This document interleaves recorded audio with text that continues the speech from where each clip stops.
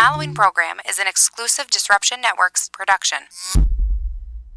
Disruption Network and First Source Federal Credit Union have teamed up to help support the Central New York Veterans Outreach Center, Sunday, April 28th from noon till 4 p.m. Located at the Veterans Outreach Center, 726 Washington Street in Utica. There will be food, live entertainment, raffles, live podcasting from the D, and an appearance by Audie from the Utica Commons. We are looking for donations of clothes, non-perishable food items, furniture, toiletries, hygiene products, or a minimal cash donation of $5 at the door day of event. All ages are welcome. For more information on donation, drop-off locations, and entertainment lineup, please check out DisruptionNetwork.net. Disrupting Hunger, Sunday, April 28th, brought to you by First Source Federal Credit Union. Tax season is here, and First Source wants to help you be prepared. Our friends at Furley, Moran, Freer, and ESA have given us some great tax tips to share. Read the blog at fsource.org for helpful answers to your tax questions and feel better prepared before you file.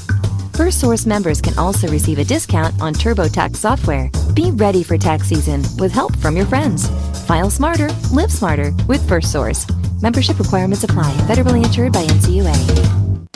The Baseline is back with all new episodes every Sunday night at 8 p.m. right here on Disruption Network. The complete rundown of news and notes around Major League Baseball. Get caught up with fantasy rankings, predictions, league leaders, standings, and more. Join JP and SPG as they bring you original segments like 3 Up, 3 Down, the Haps on the Haps, Tip of the Cap, and the Field Report. Don't find yourself out of the Baseline. Join the Baseline every Sunday night, all season long, only on the D.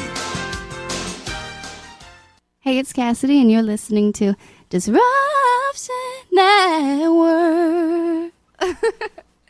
So you just bought your dream home, and now it's time to move. Let's face it, nobody likes to move. All the packing, unpacking, lifting, upstairs, downstairs, and broking everything, including your back. Let the professionals at EJA Moving Company take all the stress and pain out of your move. Competitively priced moving, relocation services, office moves, and complete packing and unpacking services. They work with everybody to make it simple and easy for you to move and relocate. Call EJA Moving Company at 315-335-0516. When it's time to relocate, have EJA Moving do all the work for you. Hit them up online, ejamoving.com. Hey, Disruption Network. This is Mike Sacco, the general manager at Nye Volkswagen of Rome. If you don't know me by name, it's only because you have not received the best deal. There's only one reason to leave Utica, and that's to come see me in Rome and get the best deal on your next new, pre-owned, or certified VW. Mention that you heard this ad from Disruption Network and receive $250 off your next vehicle purchase. You'll know why our customers say,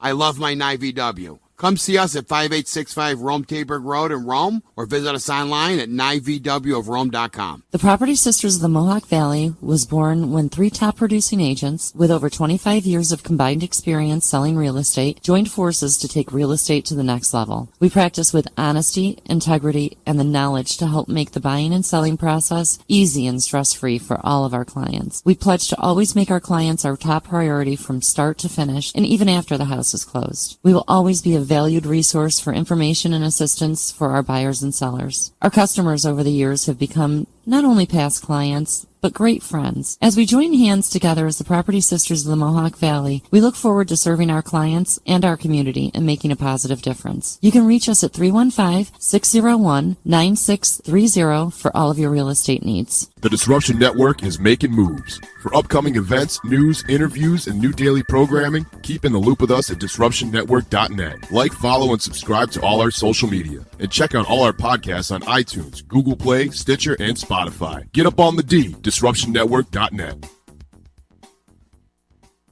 Welcome to EC Radio Podcast. We would like to thank all of our sponsors for joining the Disruption team, and we hope that you will support all of our sponsors. And of course, we appreciate you listening to this program.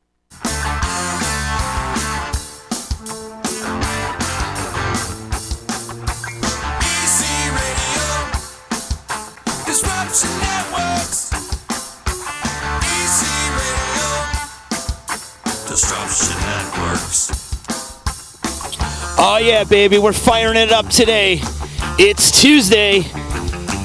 Oh, Tuesday. Taco Tuesday here on EC Radio. How are you, people? Follow along on all Disruption Network social media platforms. Dun, dun, dun, dun, dun, dun. Who did your theme song? This is my ode to Wayne's World, Joe. I know, but who's doing it? My good friend John Liebing actually did that, and he's like, "Z, I want to create a nice little song for you. You need an intro song." Do. So yeah, and then I just wrote a theme song for my buddy Brett Axe at Syracuse.com. Ah, Brent's a great guy. Yeah, you know, him and I came up together, kind of. No kidding. Well, kind of.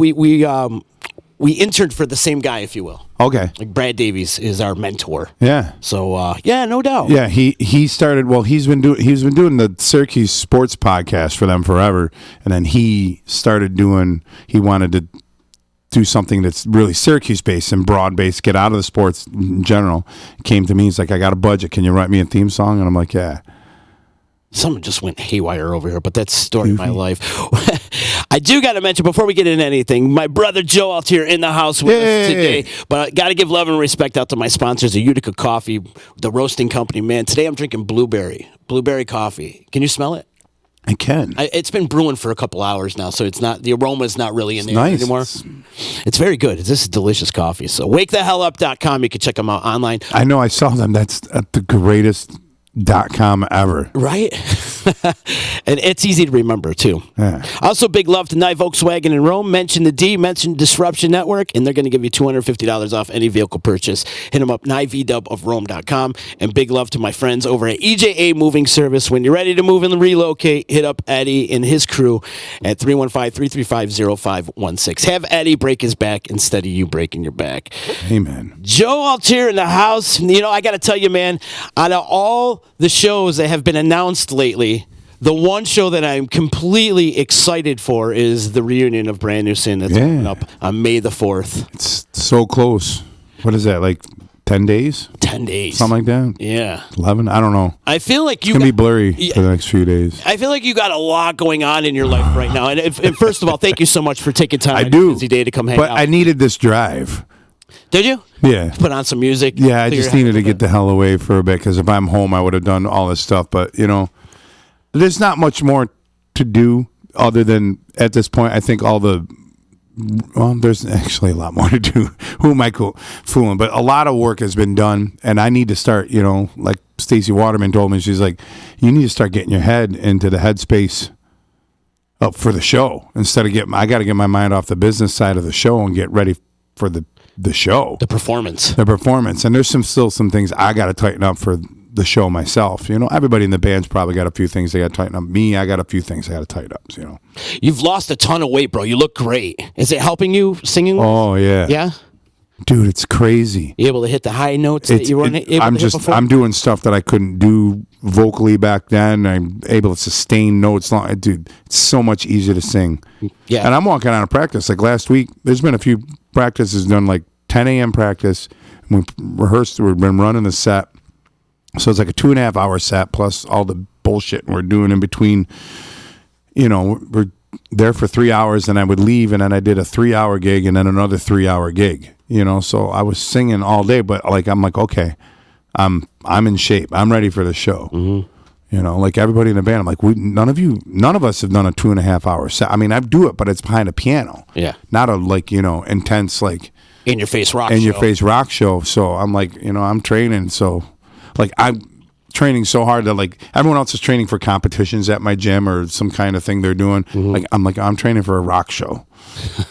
I'm like, this is my Super Bowl, you know. So, and then that night will probably be, I'll let loose that night after the show. When you do a long day like that, where you're rehearsing at 10 in the morning, then doing a couple gigs after that, the next day, are you just not talking to anybody, just resting your voice? No, I had another gig. You had another gig. So it's constant. Yeah. Yeah.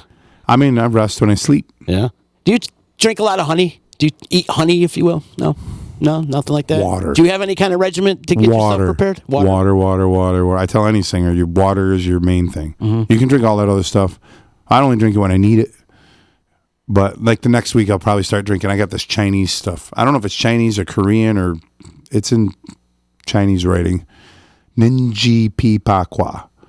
It's like this elixir that you can buy at the Chinese store in Syracuse that I used to get in New York City. And it's like it's their throat. It's like a Robitussin for them, but there's no drugs in it. It's just all herbs and everything. Kind of got a molasses molasses look and smell to it, but it's got weird taste. There's eucalyptus and this and that, and I've swear by it. So I'll probably start drinking that. What's the name of it again? Nin, Nin, Nin, Giom, Giom, PEAPA, and then KIO. Nim GP Pakwa. I gotcha. And it's an Asian thing? Yeah. Chinese? I had a friend of mine turn me on it years ago in brand new when we were going in New York City all the time. Mm-hmm. And it was, I swear by it. So I'll probably start drinking that over the next week, just kind of stay on top of it. And right now it's like, I don't get allergies much, but I do right around this time of year. And finally, everything's starting to bloom right now. So we'll see. Neti pots. I do neti pots a lot too. What's that? That's the nose irrigation. Oh, yeah. Where you take it and you pour the saline water through your nose. Yeah. Yeah, like when you're sick and you're stuffed up and you do that and you blow your nose, it's like, it's just an explosion of snot. It's great. And you feel great. So I'll probably start doing that just to stay on top of everything. Go on. Take me through your training regimen, though. Like, what are you doing? You're doing a lot of CrossFit, right? Ton. Yeah. Yeah. So, like, 3 times a week, 4 times a week? How many times? 5 or 6. Are you? Yeah. So you're in. I'm in, man. And then how long has it been since you started CrossFit? I started in December of 2017, but I was like going there a couple times a week and then 2-3 times a week just to get my body back into it. Because CrossFit isn't like, I'm just going to get back in the gym. It's hard. Right. Anybody can do it. I mean, you can scale the workouts and do all the thing, but it takes you a minute to like get back into it, especially if you've been out of shape for all those years. You can't go in, you're going to get hurt. So by February of last year is when I started doing like 4 days a week, and then by March of last year, so a little over a year of like 5 days a week, Monday through Friday. Sometimes I do 6. Sometimes I go on a Saturday morning if I'm feeling it. And how much weight you down right now? At one point in my heaviest, I was about 280. When I weighed in at CrossFit, I was like 275, and I'm at, as of last week, 200. So I'm probably under 200 pounds now. So you're talking 75, 70, 80 pounds. Wow. And if I was at 39% body fat, now I'm at 15% body fat. Good for you, bro. Give me one. So that's like a quarter of my body mass was lost of just fat. Mm-hmm. So you ready to take the shirt off during the show? I probably will. Yeah. Hell yeah, man. Range it out, throw it out to the crowd. It's crazy. Be proud of your accomplishment. But yeah, I mean, and yeah, there's someone say, "Oh, you drank the Kool-Aid." I'm like, "Yeah, I did," but I mean, it's just.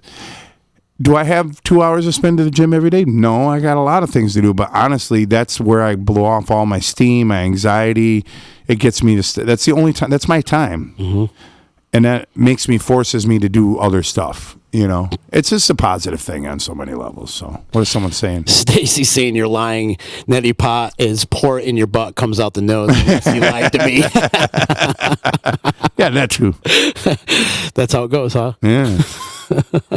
But no, you look great, man, and keep up all the good work. It wasn't a goal like, I'll get to the Brand New Sin show. It was just like, okay, I got to get in better shape. My anxiety, I'll be forthright. Like after I went through my divorce and all that stuff, like it was dark, man. It was dark time for me. And I've had panic disorder since I was a kid. So my panic attacks came back real bad and, debilitating to that one summer, not last summer, but the summer before. So you're talking summer of 2017. Like I had a gig where I finished a gig and just freaked out. And it's the first time I ever played that place, and I had to go to the owner. I'm like, dude, I don't know what the hell's going on. Like, you got to get an ambulance here. Like, they checked me out, and then my doctor's like, yeah, are you ready to kind of get your shit in order again? And so the rest of the summer was it was a battle to get through gigs because my anxiety was so shot. And it was at the end of that, I'm like, what am I doing? I got to do something here. And growing up, I was an athlete all the way through high school. I played college football. So that was once I removed that was when all this anxiety started coming into my life. So it's but then you started compensating with drugs and alcohol, and then you start doing all that stuff. But you can only do that for so long before that becomes unhealthy too. So it's just I'm not trying to get everybody to do what I do. That just works what is the best for me. Everybody's different. And when you have a kid and you start having that sight on that, it's man, I had my kid when I was 40. Well, I have friends that are in their 40s and they're becoming grandparents already. I had my kid at 40. So I'm going to be in my 60s when my kid is like getting college and married and all that stuff. So like I'll be in the later half of my life. So I want to make sure I'm in the best shape. I want to be around as long as I can to see her grow up and do what she can. You know, that's the number one motivating factor for it all, you know. So Rightfully so, man. Family comes first. yeah. Man, but your heaviest, you were 280? Yeah. Like back in the Brand New Sin days? Yeah, I mean, you look. I'll got a picture. I'll show you later of me in like 2007, Brand New Sin, and I'm like, holy man! Here, let me pull it up. Like the My World video. I was probably back then, like in the early part of Brand New Sin, I was probably about 215, 220. Okay, I was in pretty decent shape at that point, you know. But then, you know, living on the road and partying, I mean, that stuff just started very unhealthy. That cracks up. Let me find this picture. Eating fast food all day long and partying nonstop and lack of sleep, the beer, exercise, the amount of beer. Yeah, I mean, look at that picture. See, this doesn't even look like you. Right, but that was me. That was me in 2007. I'll put it up here and see if anybody could see it. That doesn't even look like you at all. Right. Yeah, it was probably 280. So you're like 280 in that picture? Yeah, that was at Watkins Glen, 2007. Wow. So that was K-Rockathon. Oh, no, we were playing NASCAR weekend. It was the weekend we played NASCAR, and I almost got arrested. Do we want to get into that stuff? Well, no, I was on stage, and we're just like, you know, I don't know. Have you ever been to a NASCAR race? I haven't. Oh, I my want to God. go. Listen. Yeah. Anybody who thinks they tailgate for football games or like concert parking lots or parties, dude, none of us can hold a candle to the people of NASCAR. That is a party. Yeah. Like next level. There may not be as many drugs as like a festival or like that, but it's the same type of feel. But man, the drinking is unreal. So we're playing the infield party, and, you know, there's girls coming up on stage and all that. And I kept like, you know, everyone, you want to see their tits? And we're getting more and more girls up there. And it's like, this is a family event. And eventually I see a bunch of like cops like surrounding the stage. I'm like, what's going on? Chucky pulls me. He's like, they want to talk to you. They're like, if you get one more girl to throw, you know, do that, we're going to arrest you for this, and this, inciting a riot, you know, all, you know, public exposure, all these things. I'm like, okay. Yeah, so if I kept going with it, they would have like they would have shut it down. They would have, you know, arrested me. They probably would have Jim Morrison me. Remember Jim Morrison? I was like, gets pulled off stage in Miami. that famous scene. You know, yeah, that's probably what would happen. That would have made for a great story. Yeah, that still makes for a great story. Yeah, man. So let's go back a little bit, because I posted that picture yesterday of you and I at Chucky's wedding. Yeah, we were both fat bastards. Yeah, in that picture, but we were looking good. Yeah. Now back then at Chucky's wedding, you guys did a impromptu Brand New Sin show. Yeah, like, that's kind of where it all started. That's really. where it all started. And so, like, were you in the right mind frame for that back then? Mm-mm. No, you didn't even want nothing to do with it back then, huh? No, it was cool to like reconnect with him, but I was still. No, I wasn't ready to go there. You weren't. Well, I mean, that's what I tell people. I'm like, when you're in a band, you're playing a role. I mean, because you and I have been backstage. There's so many shows that we see the difference what people are on stage and what they are off stage, and people don't realize that. You know, you see Jonathan Davis on stage with Korn, you're like, oh my God, this guy's larger left. You see him backstage, he's like, yeah, he's socially inept. Yeah, he's meek. Right. There's a lot of those guys that are like that. You know, so, and everyone's like, well, why are they like that? And I go, well, they're playing a role. Just like Kevin Costner's in Bull Durham, Kevin Costner's in, you know, some other movies. It's a different role. He's fronting a different band. You're doing these things. So, like, in order for you got to get in a headspace to play that role of Bull Durham. You got to get in a headspace to do that. I got to be in a certain headspace to do Just Joe. I got a certain headspace to be in Brand New Sin or Elephant Mountain or Running with the Pack or anything like I did. It's a different. I don't bring that personality that I have in Brand New Sin to everything else that I do. There's shades of gray, yeah, and there's crossovers, but I wasn't ready to go back in that headspace yet, because it was a great time, but it was also, there was some dark times, and then, you know, with the drinking and the drugging and everything else. Mm-hmm. So it's like, I'm too vulnerable at that time, especially at that time around Chucky's wedding, because that was like when my divorce was kind of starting to happen. So it's like, I got to be careful about going there, because that could be a slippery slope to falling back into some really bad habits. Mm-hmm. So I waited until that, and I think the guys were all ready to do it, but I think they just can't do it without me, you know, not a real one. So, you know, not to sound more self-important, but that's really what it come down to. Right. So when I finally said, I don't even know what it was, I was like, it was part of Chucky's wedding, and then we got a group text message going, and we're just busting balls and always just like, hey, you guys remember this, or where were we and this happened? And so that was going on for like a year. And then we had some, and I don't want to really get into it too much, some business that kind of had to get attended to. That was, we found out like someone real close to us was like not being on the up and up about royalty payments, and it wasn't tons of money, but it's money that we worked for. So we had to sort some things out business-wise, and when that kind of all happened, it really brought us back a lot closer. And that was probably around this time last year. And then I got thinking, that was when I started getting healthy. I'm like, man, this would be really cool. I'm like, why don't we all get together? You know, what do you think about this? So then I'm like, we can't do anything this summer, so let's get together for a barbecue at some point. So then we all decided to get together at a barbecue at Slider's house in like August of last year. I'm like, let's do it before the fair and map something out. Because in my world, pun intended, in my world, my schedule's busy. I mean, my business it's booming. You know, I have 300 dates a year plus, 11 grams and I've got all this stuff. So when I'm going to do something of this stature, I have to plan far ahead. So that's what I told everybody. I'm like, we can't pull this off, one, because all of us, not just me, but all of us have families and jobs and extenuating circumstances. So if we plan this for next year, seemed like an eon away last August, then this gives us time to rehearse, really put it together, really put the things together correctly. Because if we're going to charge $20 for a ticket price, we want to give these people their money's worth. We don't want to just half-ass this reunion. Let's come out as pro as best and put on the best show we've ever put on. So that's where it started, and it was a slow process to get everything to where we are, and it was nice to not feel pressured. Yeah, we got a little pressure now, but you're gonna, no matter how prepared you are. So. Yeah.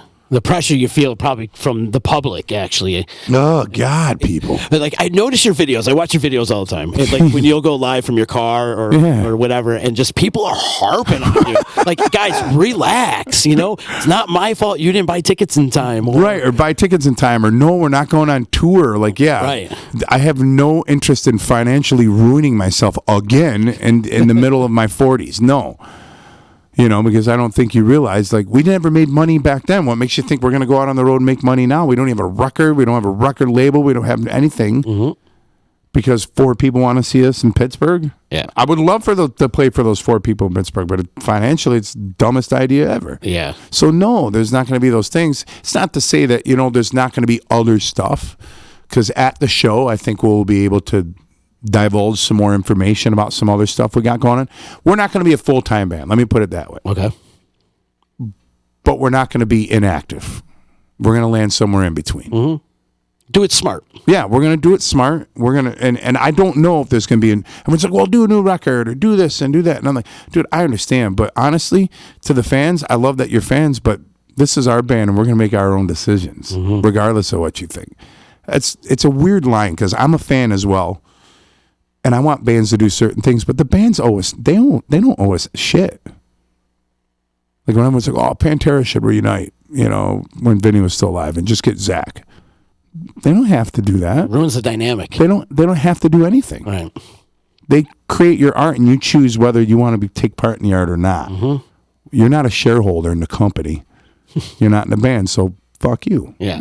Honestly, back in your heyday too. I mean, you guys were guided by record labels and stuff, and you had to get this done. Yeah. And you had to do this. You had contracts, obligations, and stuff like that. So you really weren't. You're getting screwed all over the country, right? Because and then there's a manager taking 20% and a booking agent taking 15%, and and then our crew. It's like, hey, we get paid $200. $60 went to our manager. $25 went to our booking agent. Yeah.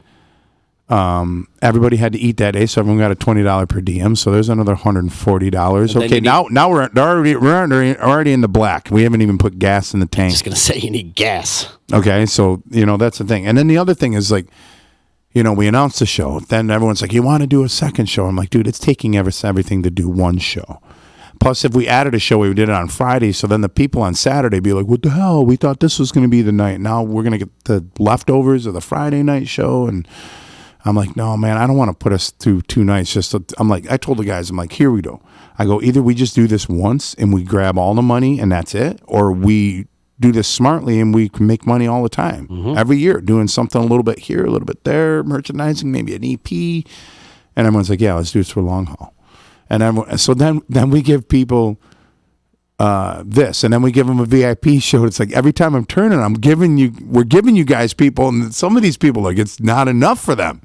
Some people are like, well, I don't get out of work on Friday until 8. I'm like, I'm sorry I didn't call 3,000 people. Like, hey, when are you available for, It's like, dude, I'm sorry. And the biggest thing is, like, could we have gone to a bigger venue? Absolutely, we could have gone to a bigger venue. But there was no question that we had to do it at the Lost Horizon. That's home. We could. I mean, the Westcott really isn't that much bigger, capacity-wise. 50, 60, 70 people, maybe not much more than the Lost. Yeah. And where do you go after that? Not in Syracuse. You'd have to go to some, and then it would take away. I'm like, I want the Dirty Club. Yeah. Maybe next time we'll do a bigger venue, but it's like, enjoy this and just know that this isn't it. And next time, just be on top of it and keep supporting us. Plus, it's going back to your roots. Yes. And that's all of us grew up in that club. All of us cut our teeth on that stage. That's where Brand New Sin played their first real show. It's like we have to do it. Mm-hmm. How's everybody getting along now in the band? You guys getting along better now, or better now than we ever have? Ever have? I mean, time does that. The thing, getting older does that. Mm-hmm. Maturity levels are, way different. The band isn't the source of income, so the pressure of being like, oh my God, we have to make money. Mm-hmm. We don't have to do a show to pay our bills. That's the difference from what it was back in the day. Before, we were playing shows because we were trying to pay our bills. We weren't, but, we were trying to. So when you remove that pressure of, like, having to, like, make X amount of money, and then everyone else having their own jobs and, time apart, and, we're having practices at 10 in the morning. Everyone's walking in with coffee and waters, and, like, maybe someone will have a beer near the end of practice, It's a totally different. It's so much more professional this time around. Back in the day, did you guys ever practice at 10 in the morning? No. Back in the day, were you guys ever up at 10 in the morning? No. So, I mean, we're doing rehearsal on Sunday at like 9 in the morning. Wow.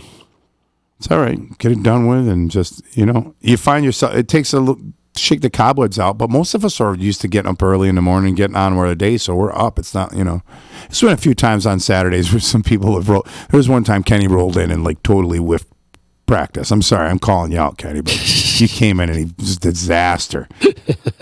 And Chris, I mean, there's been a few moments, but, and all of us are just like, and that's the other thing. The VIP show is kind of cool, but I'm not going to hang. Like I said before we got on, I'm not going to hang. I'm just going to probably go eat a big meal and go to bed and get ready for the next day. Mm-hmm. And then before the show, you're not going to see me. But back in the days, next thing you're trying to, because do I know most of the people in the crowd? Yeah, you're gonna know everybody. I know everybody. So, like, how do I like, just wait till after the show, or hang out with me? I play 7 nights a week. Come hang with me any other time. That night's gonna be really tough. Uh-huh. Even, my mom's gonna be there. I got friends coming from out of town. My buddy Aaron that used to play in Bacon Benjamin, he's coming up. I want to get some hang time with him. So it's like. But I'm only playing one show next week. Rest your voice a little. Yeah, I was like, I can't go a whole week without playing a show. Mm-hmm. So I'm just doing a show at Limp Lizard, and other than that, we got shit to do. You guys were the prime example of, I always tell the young bands, there's music and then there's the music business, and you guys got swallowed up by the music business. A lot of people do. Some of the horror experiences that you had to deal with back in the day. Talk about some of those. I mean, just signing deals that just sucked. Mm-hmm. I mean, when you don't have clout, nowadays a record deal happens two ways. One, you're an upcoming band and you sign away more than you've ever. They do the 360 deal, mm-hmm. which means back in the day they just made money off your sales or your publishing, and you kept everything else. And that's why bands toured and merchandise. But now any income that band takes in, your record label's going to take. So there's those deals. And if you're young, yeah, I mean, you take it, try it, throw against the wall and see if it sticks. And then there's the deals where you do everything on your own, or you sign with a very small independent, you have a lot of control, and you build up this massive fan base. And then you start selling, 20, 30,000. Let's not even say copies. Just say you get 1 million streams on Spotify. That's really where, that's an analytic. Then that band has some clout. to get a record deal and get real money behind them, because then they don't have to develop. You've already been developed. You've developed yourself. So now it's just, taking it to the next level. Or the third option for these bands are you pay a label to be on the label. Right. That exists. Yeah. It's like paying to be on tours too. Most tours are buy-on. Same principle, yep. Buying on tours, you're buying onto a record label? I know a band that paid $20,000 to be on a record label. I'm like, what? You what? You paid what? To be on a... Wait a minute. So what did they do for you? What did they do for them? Nothing. Oh, we'll get you distribution. Yeah. Where? In what? Well, share your Facebook post. I can get you distribution right now.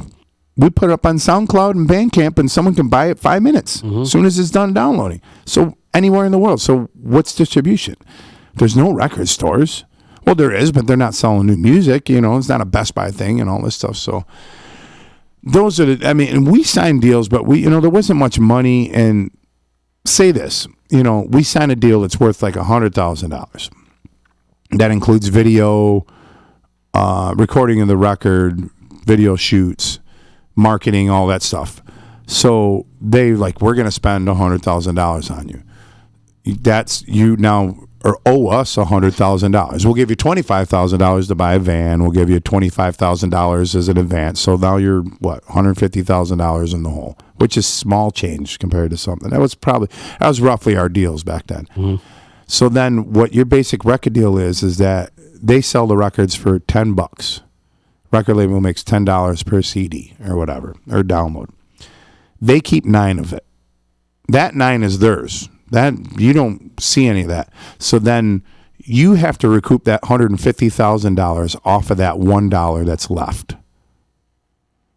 So you won't see any money. They're going to make one. They're saying they're going broke on you. No, they're not. If they ship 20,000 records, they made their money already off you. Mm-hmm. But they're going to cry poverty because, you're unrecouped. Right. Because that $1 has to pay off those things. So that's where bands get in all this. And we had tour support. So then, then we get a tour. And then, yes, they can write more checks. They can do whatever they want, but they're only beholden to be able to do certain amounts. So it was that all of a sudden. And then the next record deal, the next record cycle, you come back and are like, it's supposed to increase every record cycle. You're supposed to get more and more money. But if you didn't make them any money, then they'll be like, your recording budget's now, instead of $25,000, it's $15,000. Your video budget's $10,000 instead of $20,000. And you're like, how do you survive on this? And then you go out, and it was just like, I said it earlier, $200 a show to open up for like Mushroom Head, or like, $300 a show to open up for Motorhead. How do you make money? Yeah. How do you make $300? It's gone before you even turn the car on.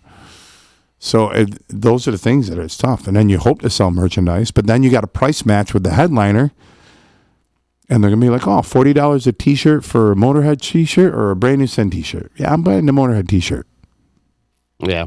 So then we're hoping to sell CDs, but then the CDs we have to get from the label and buy them from the label. It's a vicious cycle. It is. It just goes on. And our story really any different than anybody else's. Right. Some people got it way worse because once you really do start making money, because if you look at that business model of the $1 per $10, it's way different now. But you could sell $1 million, or you could sell 1 million copies and still be unrecouped. You ever seen that movie? Was it called Artifact? It was about 30 Seconds to Mars, and they sued their record label, and then the record label sued them, and it's the whole cycle where they were making that one record. And they had Irving Azoff. Irving Azoff as their manager is the most powerful manager in the history of the music business, and he couldn't even stop that crap from happening. And he breaks that down. He goes, we sold on our last record 10 million copies and this and that, and we're still unrecouped for this and that. These are bands that are the biggest bands in the world, and their record labels, they still owe their record labels money. What was the total for Def Leppard being in the hole before they recorded Hysteria? Was they were like $9 million in the hole or something? They spent. I just watched an interview they were on Howard Stern not too long ago. Oh, were they? Yeah, because they were announcing their residency at in Vegas, so they're on their acoustic. and they were talking about Pour Some Sugar on Me, and the record was done, and that song like came in, but they're not to digress about the story about Pour Some Sugar on Me, but they're like, yeah, we had spent $9 million making Hysteria. Incredible. And the record label's like, just give us the goddamn record. And the Def Leppard's like, yeah, we're fine. We're just like, we've been doing this forever. We don't want to spend any more money.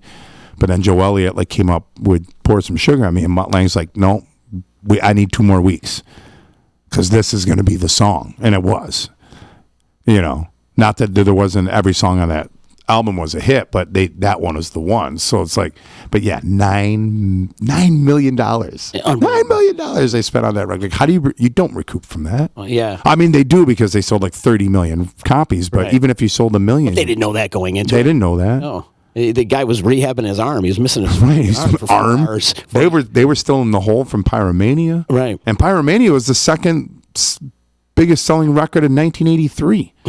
Behind only because Thriller came out that year. If Thriller didn't come out, Pyromania would have been the biggest record of that year. Mm-hmm. So there you go. That's a larger scale all the way down to that. It's a crapshoot. Really but yet we still choose to do this.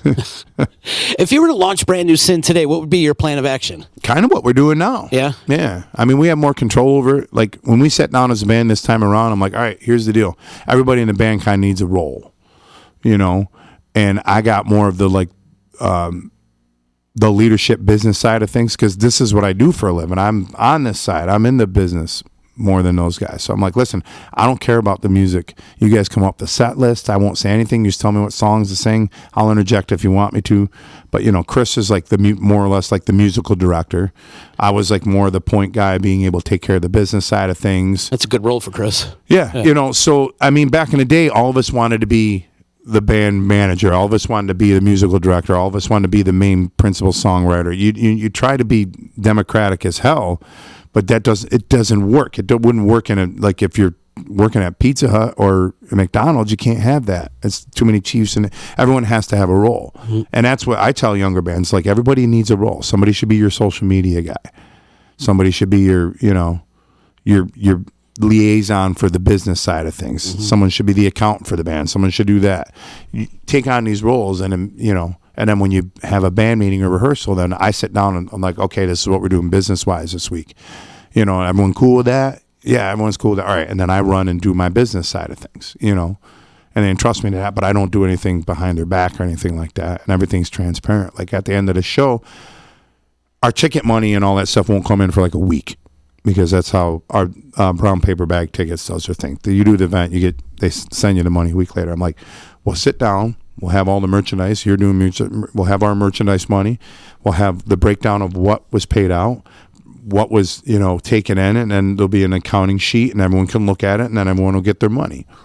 That's the way our business will run from now on. Because afterwards, I'm going to set up an online merch store, because there's merchandise now. Well, you don't even have to have physical merchandise anymore. You could do drop ship. Yeah, you can do. There's so many companies that are out there that do quality merchandise. So, great shirts, and you set up your own store and you set your own prices. And then if someone wants like a koozie or something that you don't normally sell, they can get it printed, and at the end of the month, they just send you a check. Made to order. That's the way it is. So these are the things we're moving forward, and that's what all these bands. That's what I would say. If we're to do it now, this is exactly the way we'd be doing it. But unfortunately, we're in our 40s and pushing 50. We're not going to be an active band. But if we were to do it all over again, as much as I say the horror of the industry, there's also an amazing side of this industry now, and the downfall of it is that you do have more control over your art than probably ever before. You needed those gatekeepers before. You needed a record label. You don't need a record label anymore. Nope. You can do it. It's going to be hard work. Record label kind of made you be able to skip a bunch of steps, but there was only so many bands that could get signed. Now you have to wade through it. That's a problem. There's so much crap out there. Like, how do you find the good stuff? But that's what your friends are. Your friends are your gatekeepers now. Mm-hmm. Radio is gatekeepers. The record labels are gatekeepers. MTV was gatekeeper. There's no gatekeepers anymore. Do you have younger bands asking you for advice? Yeah. Do you? A lot? I tell them to just stay away. Stay away. Stay in school. Stay in school. You know.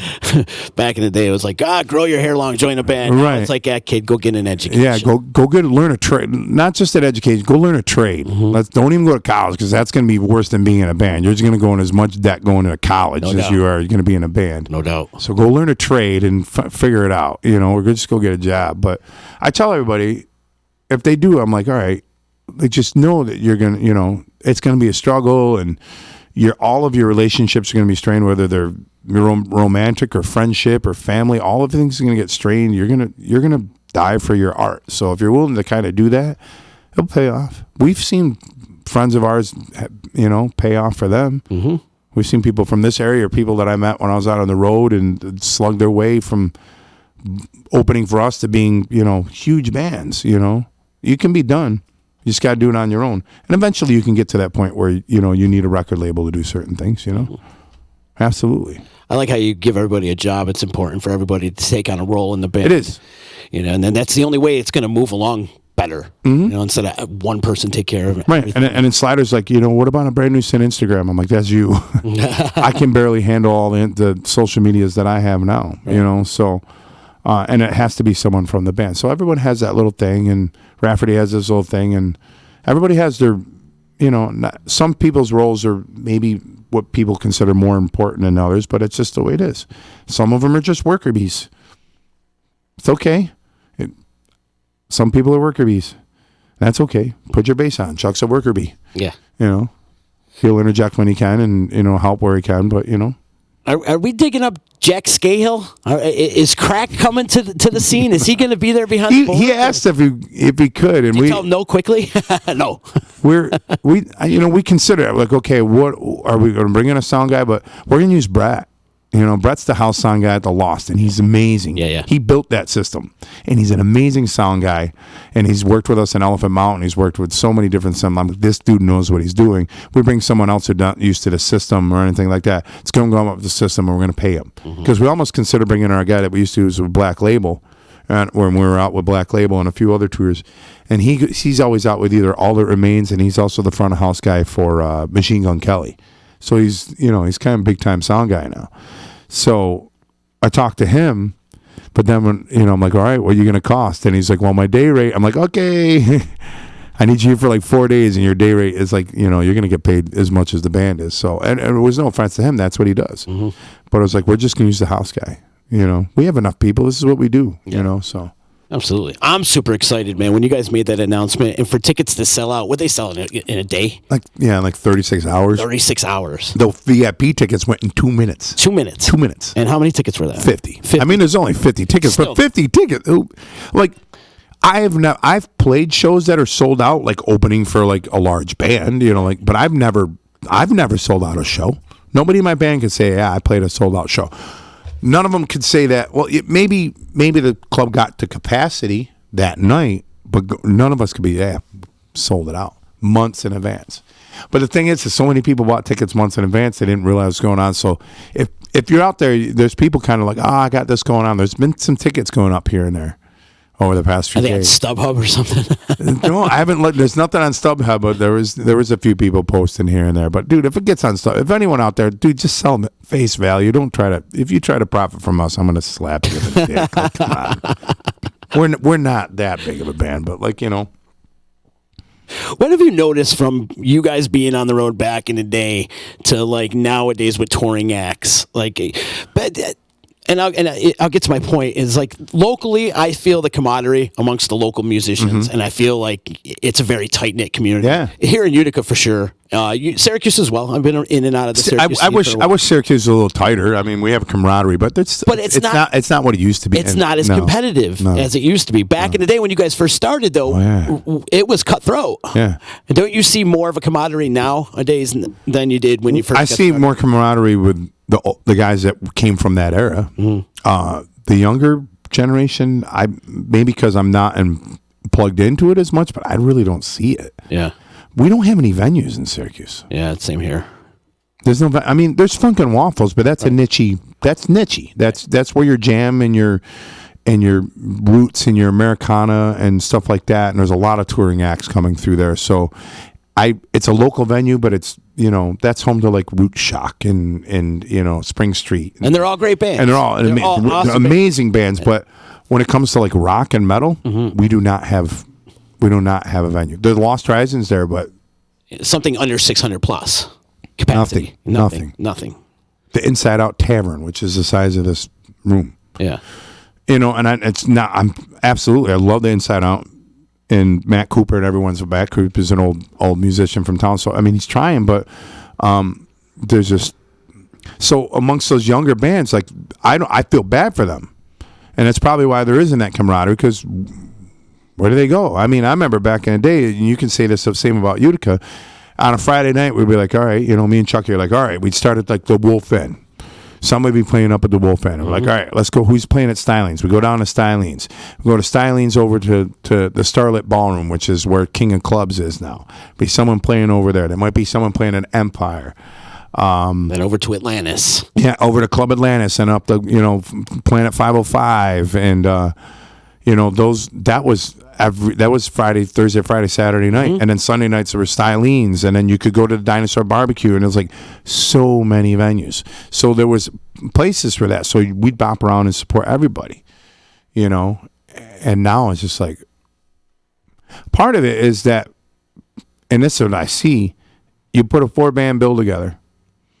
They don't promote enough. I mean, you don't have to go out and hit every street corner like we did back in the day, but you still have to use it, and not just making an event page doesn't count. Yes. You have to pound it and make some videos and interact and be out at shows and talk about it and get people talking about it. I mean, now those 4 bands come in, and Scott Dixon brought this up, and anyone who's working at the Lost, why he stopped doing it is just because he's like, I put a 5-band bill together, and that first band, he would be like, all right, this is your time slots. And then, well, I can't, I got to play at this time, and my girlfriend can't get here until that time. So then everyone's bitching about their time slot, and they don't want to go on too early, but then they don't want to go on too late. They want to play in the middle part. And then they show up. They show up late, or they show up, they bring like 20, 30 people. That 20, 30 people watches them and leaves. And the band plays and leaves. So rude. They don't hang out. I mean, when we used to get done with a show, I mean, we just hang out. We're like, all right, everyone, let's go, let's watch them play. And that's how you all became friends and intertwined with everybody. And that's why we are now. We don't play as much now because everyone's grown up and got families and everything. But that's what happened. And I don't know if it's just because this is that generation. I don't sound like the old man, or just because they don't have the place to hang out. So that's they don't know what it's like to just hang out all night long. So those people come and go. So there you go. They came in and paid their money, but they're not. If you're there for 45 minutes, how much money do they spend at the bar? For the bar, they're not making any business. So to them, why are we booking the show? Yeah, it's not about ticket sales for the bar. No, they got their business too. They need to make money. Yep. Or you book too young of a band, and their crowd is drinking water, or not even going near the bar. Do you think the younger kids aren't into playing music anymore? I don't know, man. I think there's a pocket of them, but not like it was when we were growing up. I feel like everybody wanted to be a rock star when we were growing up, right? Right, but now it's like, I think kids want to be. This is generalization, that they want to be a rock star, but not with music. You can be a star by, filming a turtle. Yeah, opening presents, opening gifts. Yeah, opening toys. Or just doing something stupid on social media, and then you get all these followers. That's the modern day rock star. You're right. That's what kids see. They'd rather cut that chase and become a YouTube star, or an Instagram star, or a social media star in general. That's what they're looking at. Because there's people that my niece talk about. I'm like, who? Yeah, I get that too. Or some of the younger people at the gym. I'm like, I don't know. But then you have all these like, there's genres of music and people that are gigantic. I mean, there's times I'm like at the Westcott, I'm like, who's that? And Stacy's like, they sold it out. I'm like, huh? Even John, who owns the Lost, he does shows down at King of Clubs. He texted me the other night. He's like, I just sold out the King of Clubs with a band I've never heard of. Or a guy who's playing on his iPad. He's like, I never heard of this band, and we're turning people away. He goes, we should have moved it to the Lost, but we didn't know. Like, there's pockets out there, and it's really, there's a conversation I had with the last A&R guy I had at Century Media, and we're just frustrated at where Brand New Sin was at that time. I'm like, dude, what do we do? He's like, man, they want to redo the deal. And he's a friend of mine, still is a friend of mine. He goes, I want to do the deal. He goes, I don't know what's going to happen. I'm like, well, in general? He's like, yeah. He goes, I'm like, what's going to happen? He goes, niche. It's all about the future of music and anything and art is going to be define that niche, and you just cultivate your niche. He's right. That's it. And we all know that. Everything that we're doing, you're doing. I mean, would you want to be Howard Stern someday? Absolutely. But if you can find a nice little niche and be able to pay your bills and do your thing and satisfy that and slowly grow it, that's all you want to do. So that's really what's about with music. Plus, I mean, with the dawn of EDM, it's like that's a whole other world of music that I can't wrap my brain around it. It's not something I listen to or the culture. It's not my thing. I respect the living hell out of it. Yeah. Because the production on some of those shows huge. are freaking amazing. Oh, yeah. Like the Neverland or whatever that. I'm like, what the hell? Some dude with his iPad and this production that's bigger than any rock show I've ever seen. You're 100% correct on that. And it's about the experience, man. So, It is. So the younger kids are seeing things like that. Or these rappers that are like, oh, so-and-so got arrested. I'm like, who? Yep. But apparently he's got like 30 million Spotify plays. He's the biggest rapper in the world. I got to be honest with you. I never even heard of Nipsey Russell till he got shot. I didn't know either. I had no idea who Nipsey Russell was. It's not my wheelhouse. I'm like, and everyone's like, oh my God. I'm like, who? Yeah, me too. but that's like when we were growing up, whether you listened to the music or not, you knew who the musician was. Right.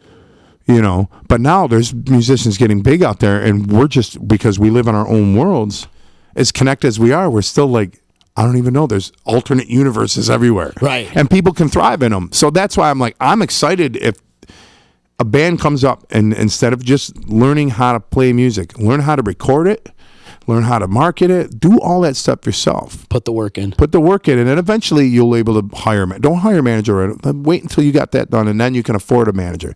Then you can afford to have a booking agent. Then afford to have a record label. Yeah. Do everything backwards because you don't need those people anymore. See, I see all this criticism. Those are accessories. You're right. To success. I see all this criticism like Greta Van Fleet's getting because they're so Zeppelin-esque and they sound just like Zeppelin ripped off everybody. Exactly. They're still getting sued for songs that they wrote. That they wrote or plagiarized. I'm just happy to see kids playing music. Thank you. Everyone's like, oh, they're garbage. All they do is, I'm like, listen, you have the choice. Like, you're spending your time bitching about this band instead of just going to listen to something you want to listen to. Just who gives a fuck what you think about Greta Van Fleet? Right. Personally, I think they're awesome. Do they sound a lot like Zeppelin? Hell yeah, they sound a lot like Zeppelin. Yeah. But they're 19. Right. Give them like time to grow. Zeppelin in the beginning to Zeppelin by In Through the Outdoor was two different bands. They became a bluesy band. They were way different. As bands have longevity, they Metallica on Kill 'Em All let them evolve, man. Just enjoy the journey, and if you choose to listen to them, then do it. If not, then screw you. Aren't you happy that some kids are playing some rock and roll? Right. Might inspire some other kids to start playing some rock and roll, and then all of a sudden there'll be a floodgate of rock and roll again. Amen, brother. That's what I say. So anybody's hating on, I'm like, dude, everyone's got their finger on the trigger so tightly nowadays. So you're like, your gun goes off, like your gun for like. Everything, just exactly. These things. Oh my God! The self-gratification era. I know. It wants to be instantly gratified. It's a shame, man. It's a shame. We do have some people checking in over here. Slider's posting a link of Brand New Sin tickets that are posted on Craigslist right now. Did you know that you have tickets on sale at Craigslist? I'm sure. How much they going for? I don't know. I didn't open it up, but he just posted that.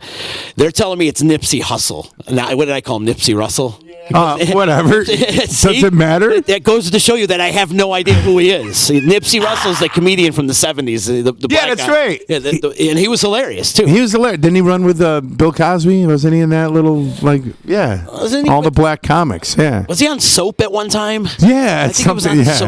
Nipsey Russell. Was he on Love Boat? Was he a Love Boat guy?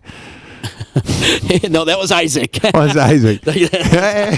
Hey. Well, I wonder how much they're going for in Craigslist. Brian Coyne wants to know, is this where you win free Brand New Sin tickets? I bought tickets. I was going to give them away, but I gave them to my buddy. Right. I just I'll put it this way. Next week, I'll say this now, and we're going to give away on K-Rock. I'm on K-Rock every Wednesday. Next week, we're going to give away a pair of tickets to the VIP show. Oh, cool. And a pair of tickets. The big coup de grace will be a pair of tickets to the big show. And I don't know if people realize if they bought a ticket for the VIP show, we're going to draw your name. I have all your names. Those are a big reason why I have a will call. I have everybody's name. So we're going to have your names in everybody's name in a hat. I pull someone out. If you don't have tickets for the next night, you're gonna win tickets to the next night. So if you go to the VIP show, you have a 1 in 50 chance. That's pretty good odds of winning tickets for the next night. And then I might do something else.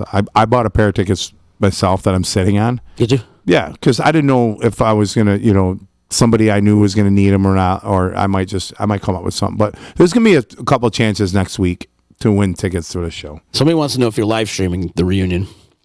Well, it's funny. I wasn't, and now I think I'm gonna. It was tough because Todd had approached me with a whole thing like that. I'm like, Todd approached me, and I feel bad because Todd had it all together, and at that time, I'm just like, I was overwhelmed. I told Todd, I was like, why do we want to work? Let's just go. Well, that's what I said. So let's just go enjoy the show. Now I end up working. Right. Which is kind of funny. But I told him, like, it's going to be too much to pull this off or pull that off or do this and that. And then the other day, it just kind of came to me. I'm like, all right, can we pull this off? And then my guys that are doing video, my video guys are like, I think we can do it. They have a 360 camera that we're going to mount right in the thing so anyone who's watching it just look around the room or just watch the band and all that. And then our biggest thing is, Wi-Fi. And there's a lot of things that go on. The plan is to possibly do it now. But we're waiting to see if some other things I got to make sure some things are falling in place because I said to the powers that be, I said, listen, I'm not taking on another role, so give me something and then we'll roll with it. And then everyone's like, I'll just stream it for free on Facebook. Well, yeah, let's just spend $500 to do that and just give it to you. That's the other thing with this business is like we had a whole generation growing up thinking they don't have to pay for anything, not just music, anything. Anything, right? The entitlement is ridiculous, and it's nobody's. It's not their. It's not. You can't blame it on them. That's just how they were raised. It's the technology they were raised in. Because the record labels refused to embrace the technology, and the technology went faster than that. They're like, we're fine, we're making money. Because if you watch that movie, it's called Downloaded. Yes, I did see that. Yeah, and I mean, he was like, Sean Parker was like, dude, I was trying to develop this technology to sell to the record labels to be like, here's your future. And he tried to, show them like, come with data and all that. And then they said no, and then the thing took off without him like, holy shit. What? And then it was too big for him to stop. At that point, then it was out there. They had perfectly good way to like be able to, embrace that technology, and they didn't, and now they're trying to get back. No one steals music anymore. You don't have to. You don't have to. You don't have to steal anymore. But it's devalued. $9 a month, you can have every song ever recorded for $9 a month. And the payouts are absolutely horrible, and there's a big thing going through Congress because the statutory rates that were set up years ago are so unbelievable because they didn't see this technology coming. Because inside of your record deal, you sign, there's a part in there that says, we will manufacture cassette CDs, 8-track CDs, and any other form of recording known and unknown in the known universe.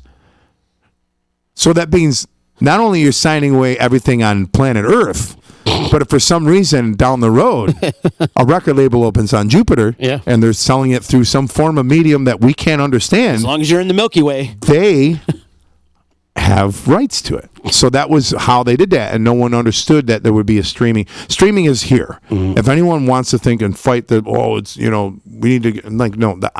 I've heard rumors that the iTunes store is going to be gone soon. They don't.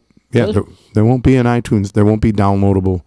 It'll be archaic. I mean, my car don't even have a CD player. Do you mean for Christ's sakes? AI is taking over? Or, absolutely. Artificial intelligence? Absolutely. Yeah. And algorithms and all that other stuff. So, and then vinyl and CDs and cassettes, anybody that's selling that stuff, that's for the true fans. That's going to be a collector's item. That's what people take, but your casual fans are just going to stream.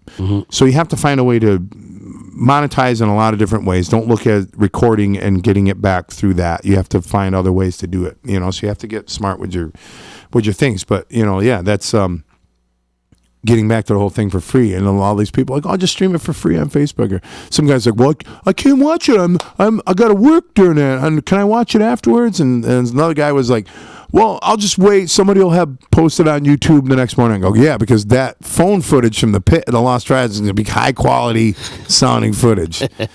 I'm like, well, the casual fan will. I'm like, yeah. I go, but this is, I mean, if we end up doing the streaming thing, $10.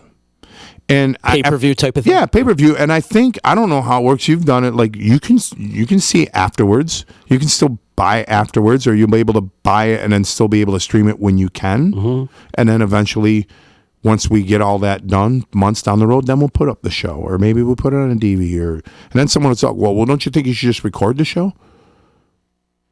Okay, someone's like, oh, you can't just do a board recording? I'm like, yeah, board recording is different than like having multi-tracked the show. Right. A board recording sounds like crap. Mm-hmm. Some people just don't get it, man. I did explain this to someone. He's like, well, I thought audio would be easier. I'm like, no, you have to have another engineer come in. You have to have other sets of mics, all these other things, and then you mix that, and then you get that all, and then you have to take someone to edit it, mix it, master it, produce it.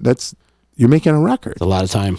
Streaming's probably the easiest thing to do. And it's costly. And that's still costly, too. So it's like, we're trying. I mean, you got to remember, we're in the 11th hour. What's that saying?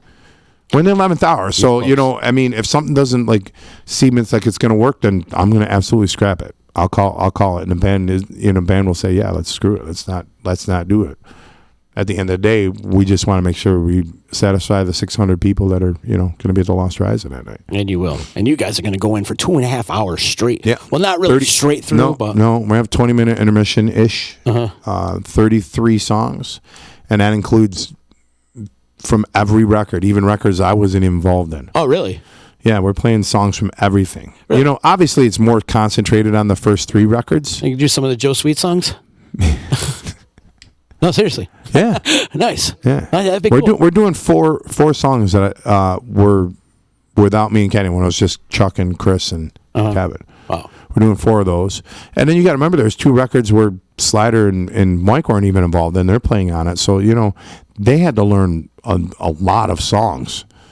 I had to learn 4. Yeah. So, and it was different because Chris's vocal delivery and way of writing is very different than mine. So it was very foreign for me. Those are the songs I'm still struggling with a little bit. I'm not struggling. I just got to tighten them up. Mm-hmm. So yeah. It must have been a lot of work for Mike and Slider, huh? Mm-hmm. You got to get involved, probably relearn how to play their instrument all over again, huh? Yeah. Or for that? No, I'm serious. Yeah, no, it's seriously what it was. For the most part, just trying to. But it didn't take us long. It was a lot of people had to just put in their work outside of the room. Mm-hmm. Because we only got 2 or 3 hours. But they were rehearsing every Wednesday night without me because I had a gig, and then they were using Wednesday nights to kind of just work on the music. And then I would come on Saturday, and then we're just like, okay, let's do these blocks. In the past few weeks, all we're doing is just running the set list. So it's gonna be hard hitting, man. It is, and I'll be honest, we're coming out of the gate. Like some bands come out and they play one song. We're like, hey, what's up? No, we're gonna pummel you with 3 or 4 songs before we even breathe. So be ready. Yeah, it's gonna be ga ga ga ga, and we're like, then what's up? That's what we're gonna do. So. Man, I don't think I've been this excited for a show in 25 I'm years. nervous though, man. Are you? Yeah, I mean, obviously, rightfully so. But at the same time, it's like, holy shit, we're going to be back on stage together again. It's like we've been in the practice room when we did Chucky's thing, but we're at the Lost, and it's going to be packed, and it's going to be. I don't know. I'm going to probably have a moment when I first walk out on that stage, and I'm going to have to That's why I think like I said, I probably won't drink before the show, but I'm going to have at least one just to I'm going to have to take that edge off a little because it's going to be surreal. It'll be coming full circle, man. Yeah, it's going to be very surreal. So I'm like, what happens? It looks like you got a lot of people coming from out of town. We do. By the comments that are going on right now, you got some people coming from Ohio and Pennsylvania and stuff like that. Do you know anybody who's coming from the longest distance? Colorado. Colorado? Wow. Virginia. There's some people from New England. If we could get all the out-of-towners, too, if you can share this video, it would help us out here a lot at the D and support everything that Joe's got going on with the brand new Sin Show. Not only that, but Just Joe and his Loveograms and all the things that you're doing. You're doing so much stuff, bro. Dude, it's out of control. And weddings, Loveograms, playing regular gigs on weekly gigs, and it's crazy. And I do want to get a podcast going at some point, and I got the tunage every night, and I got all these other things I want to do, but I kind of try to, I got to find time. But I will say this, 2 things. Chris will be releasing his solo album that night. At the merch table, Chris Weichman will have his first ever solo acoustic or solo with a band? Whole band. He's been working on it for a couple of years. Oh, cool. I haven't even heard any of it. He's like, I want to put it, I put it in the merch table? So he's releasing, I don't know what it's called. I don't know anything about it other than he's going to have it. And his daughter's opening the show. Oh, very cool. She's 14. She goes by the name of Puddle. I think I shared some of her music on our brand new Sim page about a month ago. Unbelievably talented. One Sunday morning, a couple months back, Chris is like, listen to this. Sends me a link. I listen to it. I'm like, what's that? He's like, that's Ariel. I'm like, where'd she record it? She goes, she did. She did everything in GarageBand. All the instruments, all the harmonies, drums, all this stuff, composed all this music. Wow. And created her own artwork, own YouTube channel. This goes back to what we were just talking about a little while ago. This girl's 14. Mm-hmm. She already did all that. So Chris is like, would you be cool letting her open up the show? It's not anything like brand new Sim music. It's very, it's singer-songwriter stuff. And she's 14. I'm like, absolutely, because our fans, that's a lineage. If we had some dude up there doing, they're like, who the hell is this guy? But, there's some lineage there. And she's unbelievably talented. But she hadn't played any shows. So, like, her mother, Chris's ex-wife, has been taking her to all these open mics over the past month because we're like, dude, you're going to play in front of a pretty big crowd. Because she's going to go on, doors are at 7. She's going to go on at, like, 7:45. She's going to play for, like, 20 minutes or so, and then we're going to hit at 8:30. I don't want to go on late. I mean, it's going to take us till 11 o'clock to finish the set. Can you even fathom playing till 2 in the morning nowadays? No. I mean, even at casinos, I don't play till 2 in the morning. I'm like, even at Turning Stone, I'm done at midnight. You're done at midnight, yeah. Or 11 o'clock. And that's the trend, too, in the local music scene nowadays, too. The shows are done early. They're done by midnight. Because most of the people that are going out to music are older people. They don't want to be out that late. True. I saw that turn a couple of years ago. Mm-hmm. The kids come in and I'm playing music and they're like, what's this guy playing his old music for? Who's this old guy? Yeah, I feel like I'm the old guy. And they just want to turn the jukebox on. Badger's saying Columbus. Anyone Columbus? Is that an inside joke? No, it is. But I don't think anyone's coming I don't think Columbo's coming from Columbus there, Badger. Deborah's saying The Palace with Hard Promises was a great show. Oh, yeah, with Running with the Pack. Is that recently at... No, that's a couple years ago. Del Lago? We did El Lago last year. Well, we didn't do it this year. Hard Promise wanted to do just a full night of their own because that show's taken on, a monster of its own. Plus, even if I was like, even if you guys want to do it, I'm like, I just can't put any energy. I can barely get the brand new sim practice, let alone another practice. So, after this is all said and done, what do you got planned? Are you going to do any more of those type of shows, Running with the Pack, or you got any Elephant Mountain gigs or any of that, or? Does it give you the itch to play in a band again is what I'm getting. Oh, yeah. Yeah? That's nice. Yeah. But also gives me the itch not to play in a band. No offense to everybody, but, right. It's a lot of work. It's so much more work with a band. Yeah, I bet. I mean, I tell people, I go, it's just chose for a reason. Yeah. It's just easier. Right. I don't have to call 5 people. Like, dude, I was trying to figure out practice this weekend. I still don't know if we're doing 9 o'clock on Sunday.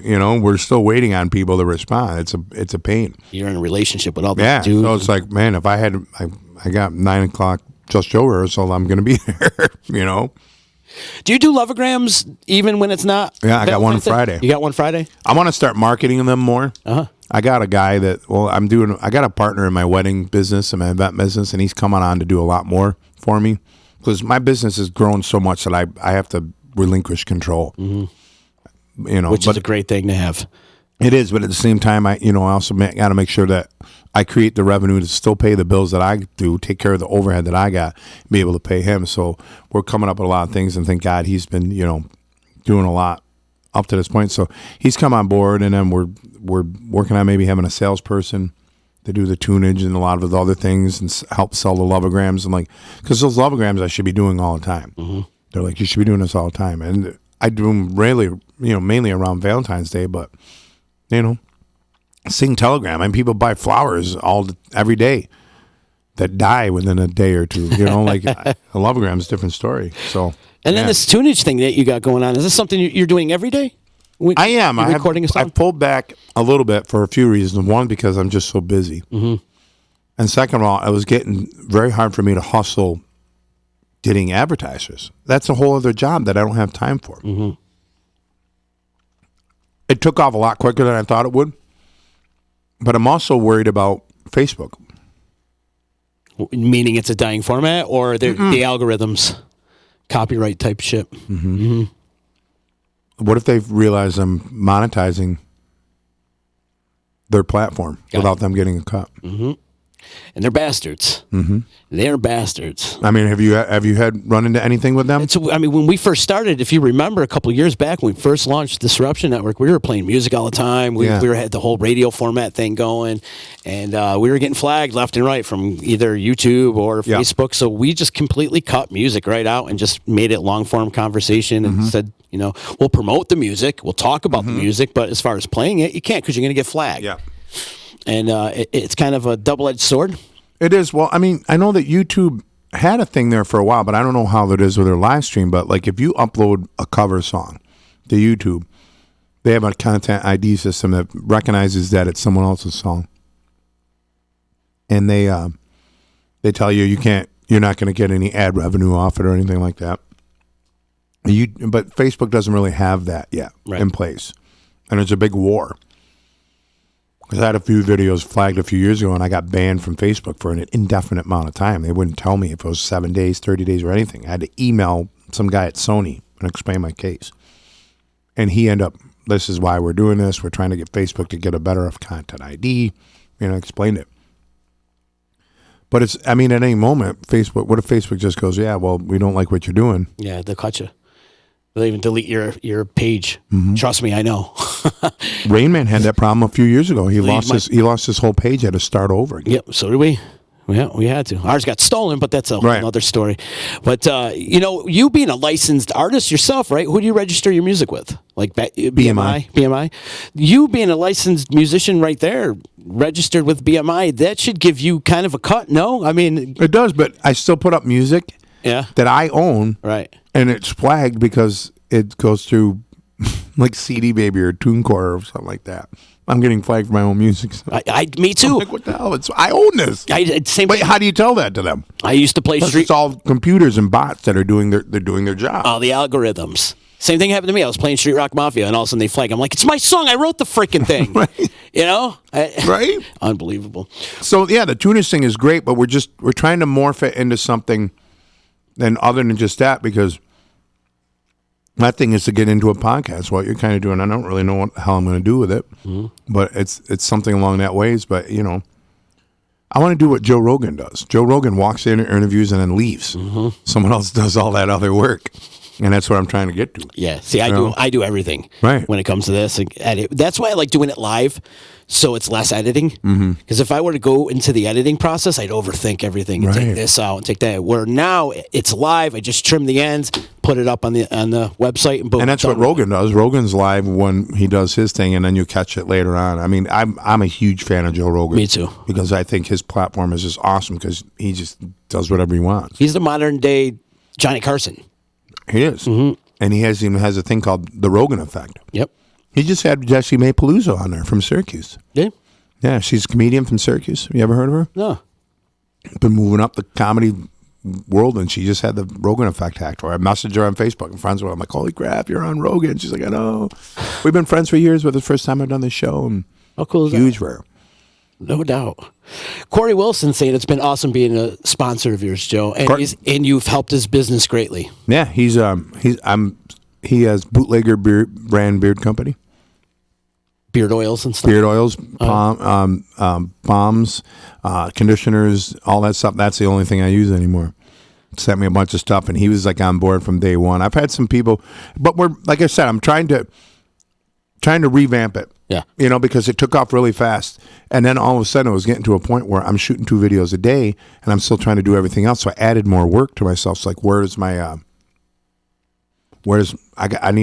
I'm not trying to add to my workload. I'm trying to take away. Mm-hmm. So this is kind of nice transition time, and I'll bring it back, but I'm going to try to shine it like you do. You're constantly tweaking things on here and what you want to do. Always. You know, as you see something happening and you think it's going that way, you're like, no, let's pull back and go this way. You know, I want to get to a point where my gigs are my secondary. That's my mad money. I don't want to play 300 times a year anymore. Yeah, I don't blame you. I want to be able to have one more time with my daughter, and second of all, more time to be able to do other things. I want to work more of a 9 to, it's never happened, but I love to work more of a 9 to 5. Really?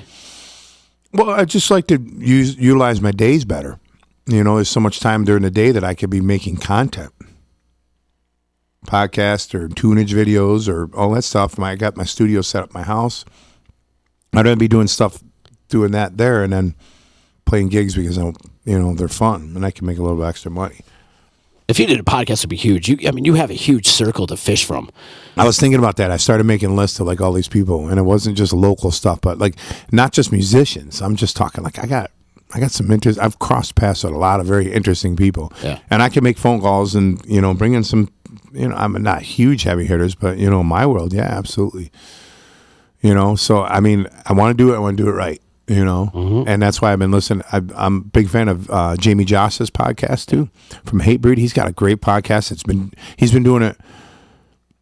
He's like on episode 400 or something. Oh wow! Yeah, he's up there, and he's finally on a lot more platforms now. He was just on one. Now he's on Spotify and iTunes and all that stuff. So it's growing, and he's under a whole thing where it's called the Gas Digital Network. So it's very similar to what you're trying to do. There's D. Snyder's under that umbrella, a couple other podcasters on that, and they have studio in New York City. And Joss has got, he just knows everybody in that realm. But it's not that he just lives in the music realm. Obviously, it's more concentrated on the hard rock and heavy metal thing. But he's getting, he's getting comedians on there. He's getting, fighters on there, and actors. He had the Culkin kid from the Lords of Chaos movie on there. That whole thing about black metal. It's interesting, and Jamie's really good because Jamie's, he's been there. He's got, all these huge sponsors that are on board, and he's doing the same thing. Like, begin the thing, you're like, wow, man, that's his sponsor, that sponsor. Cuts away, his sponsor's doing like, this is the future, It is. It is. You were on it a few years ago, and then when you were saying this, and it is. And, it might take a few years for it to really like blossom into what you really want it to, but this is where we're at, But it's only a vehicle because, look at Joe Rogan. He's not just a podcaster, but he's a very successful stand-up comedian. He's the voice of UFC. Mm-hmm. He's got a lot of things going on. A lot of irons in the fire, yeah, that's for sure. But that's how you do it. We're hustling. Mm-hmm. You're leaving here to go work the Stanley. Yeah, I know. Go work the Sound of Music. You got to see my week this week. Yeah. It's crazy. Next week, too. It's just insane. But I love it, though. Yeah. Like, my side hustles are fun. Like, I would Mine too, man. this to be my full-time thing. Right. And we're, we do okay. We pay our bills, and we're buying more equipment. And listen, if you're paying your bills and keeping the lights on in here and buying stuff, then you're winning right now. It's farther than, that's the other thing with some people, I'm not saying in the younger generation, they think everything is going to turn over quickly. Mm-hmm. Your competition is huge out there. Again, the internet and these things have made it, anybody can do anything. It's true. So you have to wade through a pile of manure to find, a nice nugget of whatever. You got to get through a lot of stuff, but that's what you hope, that you put yourself around good people. The next thing you know, you go down a rabbit hole, and like somebody I know didn't even know Joe Rogan's podcast. And he's been doing, Joe Rogan's been doing his podcast for 10 years almost. Yeah, he's got like 2,000. He's almost at 2,000. I think it's like 1,400. Yeah, it's a lot. Either way, it's a lot, so he's done a lot. So like, and some people are like, who? And they're just catching on. And then you can drive down that rabbit hole. That's the thing. You build all this content. That's what I'm talking about during the days. I just want to work on content. Mm-hmm. And next thing you know, you do all this stuff. Like, don't try to do something until you have some content. Like, if I'm going to do a podcast, I'm probably going to shoot a couple before I have like 4 or 5 in the bag. before I do it. Mm-hmm. You know. I tell everybody they should do a podcast. Get the document a lot of stories. There's so many great stories. That There people is, have. man. And then also you inspire, you educate. Everybody's an interesting person. Indeed. Everybody. Indeed. Even the people you don't think are interesting. If you can get, I mean, look what Howard Stern does of people. That dude can interview anybody and make them say stuff they wouldn't say anywhere in the world. He has people on there, and he gets them to say things or divulge information that no one's ever been able to do. He's a master at that. Rogan is good too, like that. Rogan's just because he's so intelligent. He can sit down with anybody. Mm-hmm. The dude is so intelligent. He really is. He can talk to anybody about anything. Mm-hmm. Did you watch the one with Alex Jones? Oh my God, I couldn't keep up. The other one I couldn't keep up with too was the David. Yeah, I was gonna say the David Lee Roth one. I couldn't keep up with it, and I'm an ADD motherfucker, you know. Yeah, right? I could not keep up with the David Lee Roth and the Alex Jones one. I'm like, what is that? Was guy 4.5 hours long. It took me a week to watch that one. But I watched that because it's interesting, and that's what I listen to a lot in the car now. So I'll get in. I'm catching up on some Rogan episodes, and Josh said one came out yesterday. I'll probably listen on the way back to Syracuse. So I don't know. I just find it interesting. Yeah. You know, that's at least where I like, you know. Did you hear the Russell Brand episode? Yeah. That's I just finished one yesterday. That one's really good. That was really good. Yeah. Jamie Jossa had one last week. He had John Joseph from Chromax. Oh, cool. And they didn't barely talk about music. They talked about, because John Joseph is huge, like he's vegan. He's been vegan for years, and he's a big proponent for vegan eating, and he gets in that whole world about, like, you know, about eating meat and all that stuff, and it was really fascinating. I mean, I'm still going to eat steak, but, you know, it was fascinating to hear why he does certain things, you know. Mm-hmm. I mean, I go to vegan cafe when I go with my buddies in Syracuse, and I sit down and eat, and someone's like, "Hey, man, I didn't know you're vegan." I'm like, "I'm not." Well, what are you doing here? I'm like, "It's good food." Just trying it, right? I can't Just because I'm eating Italian food is, oh, I didn't know you're Italian. I'm not. I like pasta. You know? Unbelievable. Before we get out of here, though, because I got to get out of here really, really soon. Talk about K-Rock. You're on K-Rock every Wednesday. Every Wednesday morning with Josh in the morning on the show. Killing it, too. Dude, Josh just won a couple of awards again.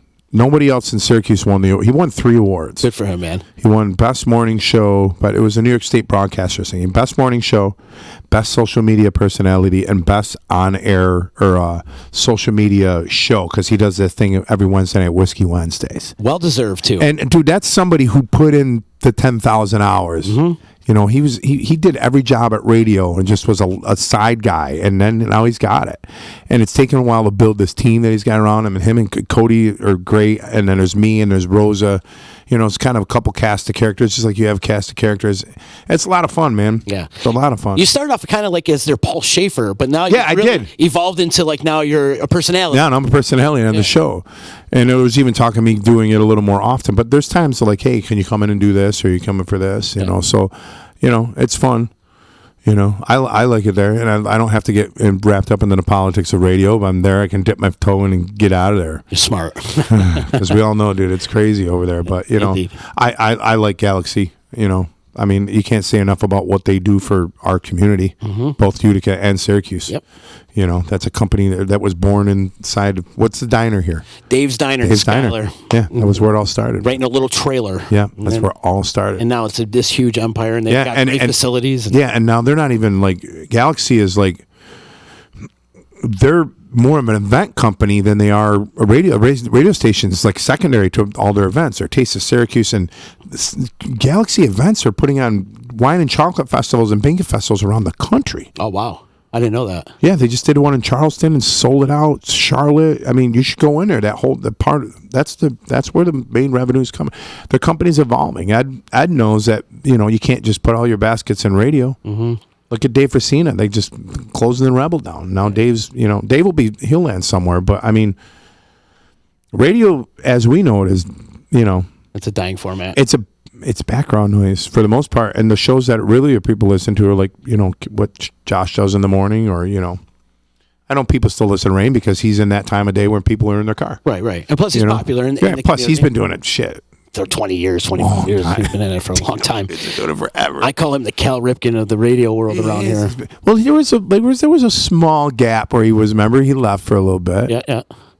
And then he came back. Yeah, and then he came back. He's like, just when I think I'm out. They pull me back in. One more time, also plug where people can get in touch with you. JustJoe.com is simple. And I just redid the website at the beginning of the year, and it really is a hub for everything that I do.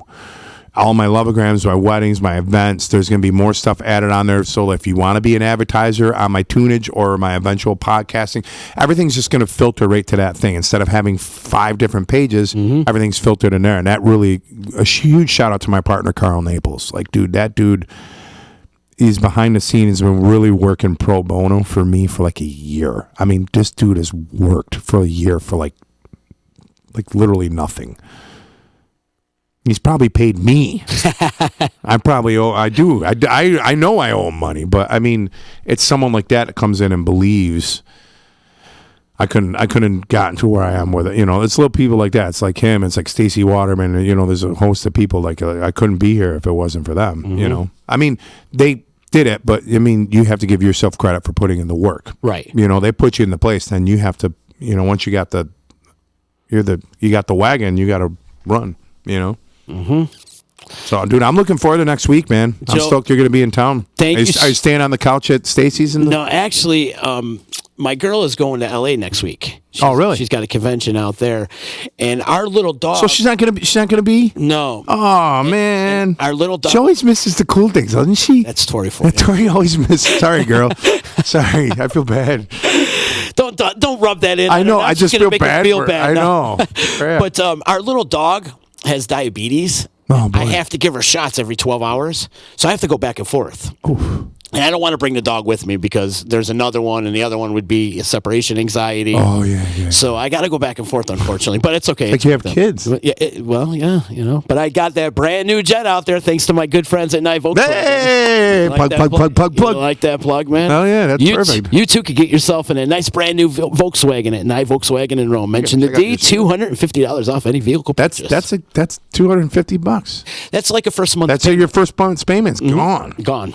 Absolutely. You can go buy some hookers, a hooker and some blow. Not a lot. I don't know what hookers cost. I don't know. I know what blow costs. I think back in the 90s we could tell you're probably right. But not anymore. Right?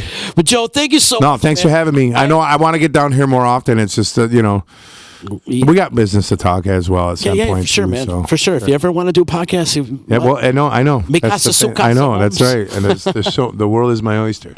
Yeah, we did a lot of work around here, man. Yeah, you did. Like I walked in. I remember last time I came in here, and were we over there? We were in the other room. Yeah. All right. Now it's just like an office.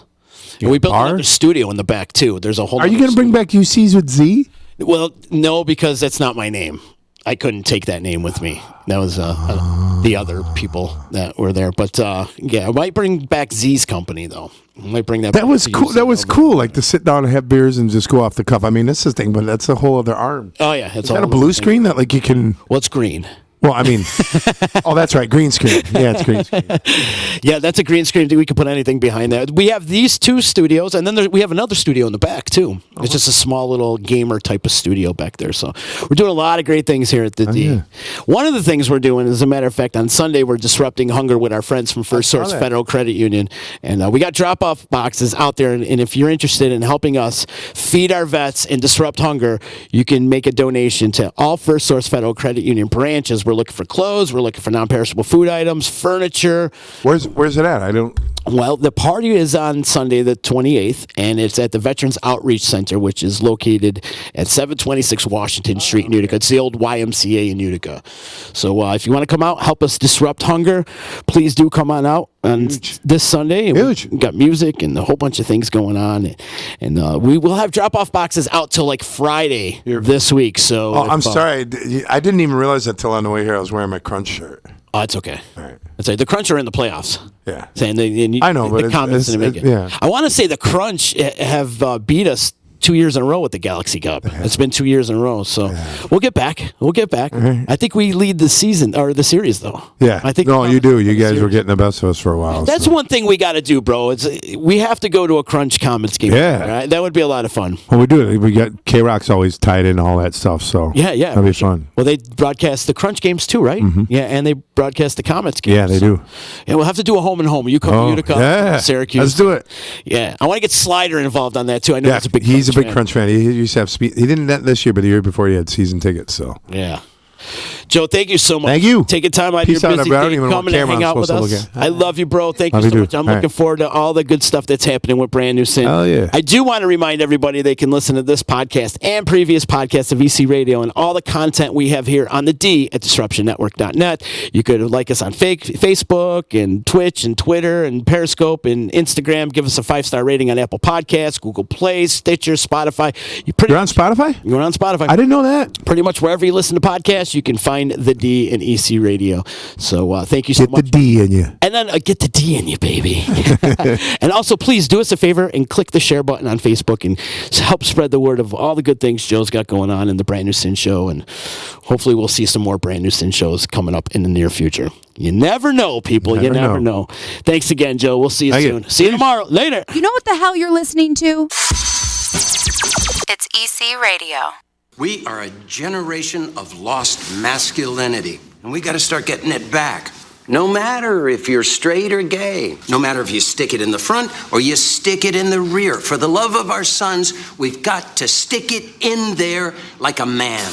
EC Radio. Only on the D. Disruption Network and First Source Federal Credit Union have teamed up to help support the Central New York Veterans Outreach Center Sunday, April 28th from noon till 4 p.m. Located at the Veterans Outreach Center, 726 Washington Street in Utica. There will be food, live entertainment, raffles, live podcasting from the D, and an appearance by Audie from the Utica Comets. We are looking for donations of clothes, non-perishable food items, furniture, toiletries, hygiene products, or a minimal cash donation of $5 at the door day of event. All ages are welcome. For more information on donation, drop-off locations, and entertainment lineup, please check out DisruptionNetwork.net. Disrupting Hunger, Sunday, April 28th, brought to you by First Source Federal Credit Union. Tax season is here, and First Source wants to help you be prepared. Our friends at Furley, Moran, Freer, and ESA have given us some great tax tips to share. Read the blog at fsource.org for helpful answers to your tax questions and feel better prepared before you file. First Source members can also receive a discount on TurboTax software. Be ready for tax season with help from your friends. File smarter, live smarter with First Source. Membership requirements apply. Federally insured by NCUA. The Baseline is back with all new episodes every Sunday night at 8 p.m. right here on Disruption Network. The complete rundown of news and notes around Major League Baseball. Get caught up with fantasy rankings, predictions, league leaders, standings, and more. Join JP and SPG as they bring you original segments like 3 Up, 3 Down, the Haps on the Haps, Tip of the Cap, and the Field Report. Don't find yourself out of the baseline. Join the Baseline every Sunday night, all season long, only on the D. Hey, it's Cassidy, and you're listening to Disruption Network. So you just bought your dream home, and now it's time to move. Let's face it, nobody likes to move. All the packing, unpacking, lifting, upstairs, downstairs, and broking everything, including your back. Let the professionals at EJA Moving Company take all the stress and pain out of your move. Competitively priced moving, relocation services, office moves, and complete packing and unpacking services. They work with everybody to make it simple and easy for you to move and relocate. Call EJA Moving Company at 315-335-0516. When it's time to relocate, have EJA Moving do all the work for you. Hit them up online, ejamoving.com. Hey, Disruption Network. This is Mike Sacco, the general manager at Nye Volkswagen of Rome. If you don't know me by name, it's only because you have not received the best deal. There's only one reason to leave Utica, and that's to come see me in Rome and get the best deal on your next new, pre-owned, or certified VW. Mention that you heard this ad from Disruption Network and receive $250 off your next vehicle purchase. You'll know why our customers say, I love my Nye VW. Come see us at 5865 Rome Taberg Road in Rome, or visit us online at nyvwofrome.com. The Property Sisters of the Mohawk Valley was born when 3 top producing agents with over 25 years of combined experience selling real estate joined forces to take real estate to the next level. We practice with honesty, integrity, and the knowledge to help make the buying and selling process easy and stress-free for all of our clients. We pledge to always make our clients our top priority from start to finish, and even after the house is closed. We will always be a valued resource for information and assistance for our buyers and sellers. Our customers over the years have become not only past clients, but great friends. As we join hands together as the Property Sisters of the Mohawk Valley, we look forward to serving our clients and our community and making a positive difference. You can reach us at 315-601-9630 for all of your real estate needs. The Disruption Network is making moves. For upcoming events, news, interviews, and new daily programming, keep in the loop with us at DisruptionNetwork.net. Like, follow, and subscribe to all our social media. And check out all our podcasts on iTunes, Google Play, Stitcher, and Spotify. Get up on the D, DisruptionNetwork.net.